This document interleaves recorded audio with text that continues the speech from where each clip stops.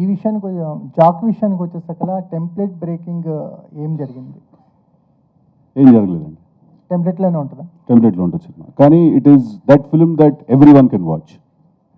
మీరు ఎలా అట్రాక్ట్ అయ్యారు? అంటే మీకు యూజువల్గా ఉండే స్టోరీస్ కంటే కొంచెం ఆ క్యారెక్టరైజేషన్ అండి నాకు అదే చాలా ఇంట్రెస్టింగ్ అనిపించింది. అంటే ఒక పని చేయడం ఇంపార్టెంట్, కానీ ఆ పని ఎలా చేయడం అనేది కూడా చాలా ఇంపార్టెంట్.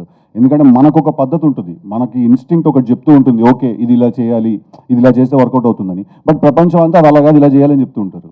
సో ఆ క్యారెక్టరైజేషన్ చాలా ఇంపార్టెంట్. మీకు చేంజ్ ఓవర్ ఎంత చేంజ్ ఓవర్గా ఉంటుంది క్యారెక్టర్?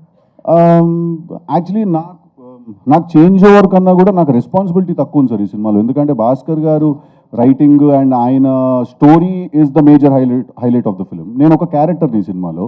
టిల్లుకున్నంత రెస్పాన్సిబిలిటీ నాకు లేదు. ఎందుకంటే టిల్లు ఏంటంటే ఏముండదు, వాడి నుంచి నవ్విస్తాడు చూడండి అన్నట్టు ఉంటుంది. సో అది నాకు చాలా స్ట్రెస్.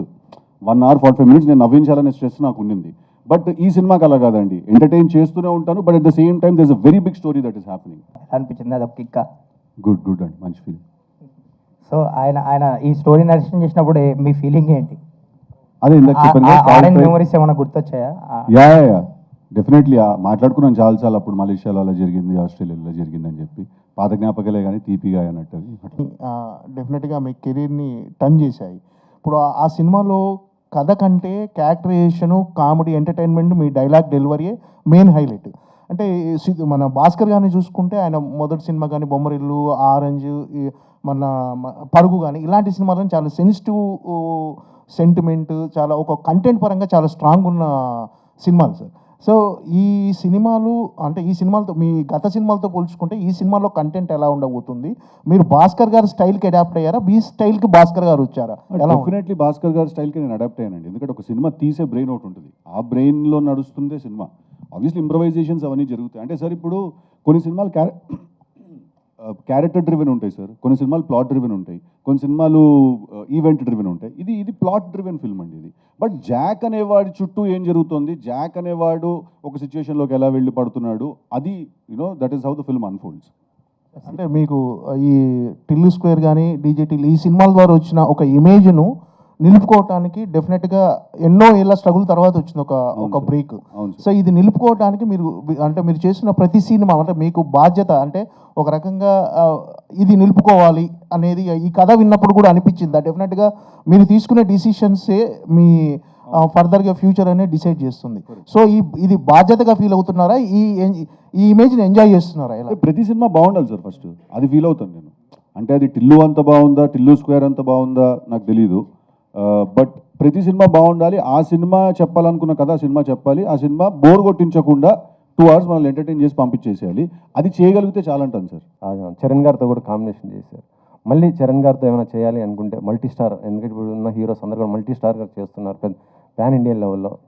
సో మీరేమైనా అవకాశం ఉంటే మళ్ళీ చరణ్ గారితో కలిసి? Definitely would love to work with him always and is a sweetheart and whenever I've met him I've had great experiences. So definitely కలిసి వర్క్ చేసే అవకాశం వస్తే it will be really cool. Actually చెప్పాలంటే భాస్కర్ గారికి ఇప్పుడు success rate లేదు. Okay. So మరి ఆయన మీరు వరుసగా బ్లాక్ బస్టర్లు కొడుతున్నారు, ఏ హీరో అయినా హిట్ డైరెక్టర్కి అవకాశం ఇస్తుంటారు, మీరెందుకు ఇలా భాస్కర్ గారికి?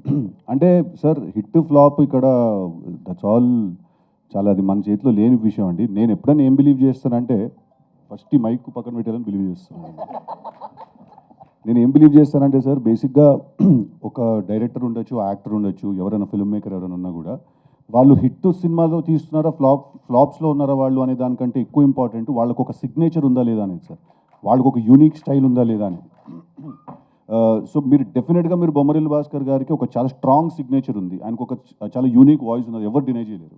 మీరు బొమ్మరిల్లు తీసుకున్నా, పరుగు తీసుకున్నా, ఒంగోలు గీత తీసుకున్నా కూడా, ఆరెంజ్ తీసుకున్నా కూడా అప్పుడు మా జూడ్లో మీరు ఇప్పుడు మళ్ళీ ఆరెంజ్ అంటున్నారు. నేను కూడా ఉండే ఆ సినిమాలో లైట్, నేను కూడా బాధపడ్డా.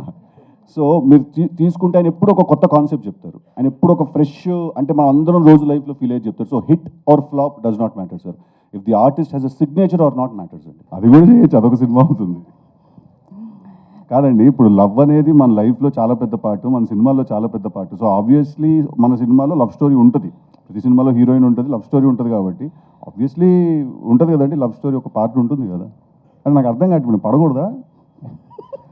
అంటే ఇంక అదే స్టోరీ లవ్ అదే అది మీరు సినిమా చూడాలి కదా. ఇప్పుడు టిల్లు స్క్వేర్ చూసారండి, అదే నా స్టోరీ చెప్పండి. అది కూడా ఒక పార్ట్. సో లవ్ అనేది మన లైఫ్లో మేజర్ పార్ట్ కాబట్టి సినిమాలో కూడా మేజర్ పార్ట్. సో ఉంటుంది కదా లవ్ స్టోరీ.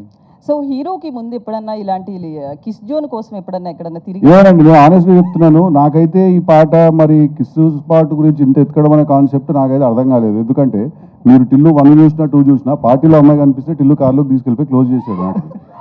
ఓకే, వాడు ఇంతసేపు వెతికాడైతే అనుకోవట్లేదు నేను. అది జాక్ వెతుకుతున్నాడు, టిల్లు వీడు కొంచెం మంచోడులేండి, వీడు వాడంత దుర్మార్గుడు కాదు వీడు. అయితే మళ్ళీ మోసపోతారా ఈ సినిమాలో కూడా?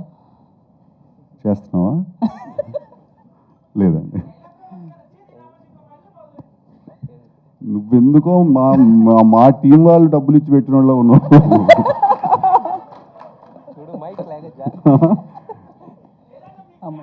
థ్యాంక్ యూ రా. అరే టిల్లు టీ షర్ట్ వేసుకుని వచ్చావు, థ్యాంక్ యూ వెరీ మచ్. ఓహో సితారాలు పంపించారా?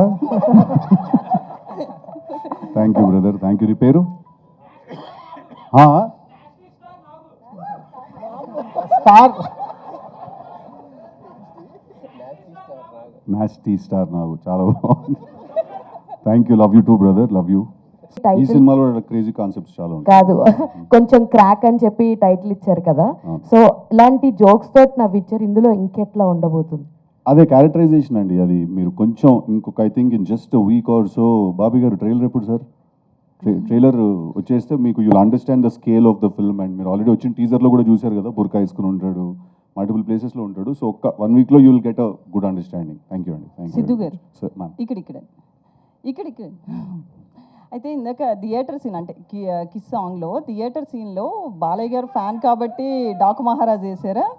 నేను వేయలేదండి, లొకేషన్కి వెళ్ళే టైంకి ఆల్రెడీ అది పెట్టేసి ఉంచారు. నాకు తెలిసి బాలబ్రో నా ఫ్రెండ్ కాబట్టి మా వాళ్ళు ఆల్రెడీ అర్థం చేసుకుని పెట్టేసినట్టున్నారు.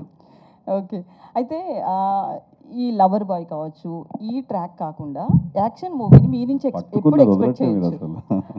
మేము ఎక్స్పెక్ట్ చేస్తున్నాం లేదు, ఫ్యాన్స్. నెక్స్ట్ మీరు తెలుసు కదాలో అది కూడా లవ్ స్టోరీ, మళ్ళీ ఇద్దరు ఉన్నారు దాంట్లో. అయితే ఆ సినిమాకి కూడా మనం మాట్లాడకూడదు, దాని తర్వాత సినిమాకి మాట్లాడతాం. బట్ లేదు, see like I said, love is a big part of our life. Love is a very very big part of our life. So అది 100% మన సినిమాలో ఉంటుంది లవ్ అనేది.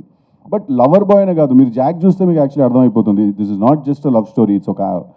ఇది ఒక young youthful sensational mass commercial అట్లా అన్ని ఇది block buster hat step viral చేయాలి ఇక్కడ ఉన్న వాళ్ళందరి ముందే చెప్తున్నా. ఓకే కదా, చీరా కాదు మావాడు చేస్తాడు, నాస్టీ స్టార్. సో అన్నీ ఉంటాయండి దీంట్లో. It's not just a love story, but ప్రతి సినిమాలో లవ్ ఉంటుందండి. ఇంకా నేను ఎంత డీప్గా సమాధానం చెప్పాలనుకున్నా కూడా రావట్లేదు, అది లవ్ అయితే ఉంటుంది. సిద్ధు గారు హాయ్ సార్. సార్ ఎక్కడండి? ఇక్కడ సార్, Yeah. హియర్ అరే సో హాయ్, కంగ్రాట్స్. సాంగ్ చాలా బాగుంది. Thank you. అంటే రీసెంట్గా ఏంటంటే ఒక మూవీ హిట్ అయితేనే నెక్స్ట్ మూవీ చాలా బాధ్యతతో చేస్తున్నారు, సో రెస్పాన్సిబిలిటీ కూడా పెరుగుతుంది. సో అంటే మీరు ఆడియన్స్ పాయింట్ ఆఫ్ నుండి ఎక్కువగా చూస్తారని విన్నాం, స్టోరీస్ కావచ్చు ఏమైనా. సో మీకు బాగా కనెక్ట్ అయిన పాయింట్ ఏంటి? అంటే ఈ పాయింట్తో వెళ్తే బాగా ఆడియన్స్లోకి వెళ్తామని ఎక్కడ కనెక్ట్ అయ్యి? ఈ సినిమా అదేనండి, ఇందాక చెప్పాను కదా, క్యారెక్టరైజేషన్, హీరో క్యారెక్టరైజేషన్ నాకు చాలా నచ్చింది సార్ నాకు. అండ్ భాస్కర్ గారు రాసిన క్యారెక్టరైజేషన్ అండ్ ఆయన డిజైన్ చేసిన స్టోరీ, ఈ క్యారెక్టరైజేషన్ తీసుకెళ్ళి ఆ స్టోరీలో పెడితే ఒక చాలా ఇంట్రెస్టింగ్ సిచ్యువేషన్స్ క్రియేట్ అయ్యాయండి దానివల్ల. సో క్యారెక్టరైజేషన్ అండి. వైష్ణవ్ గారు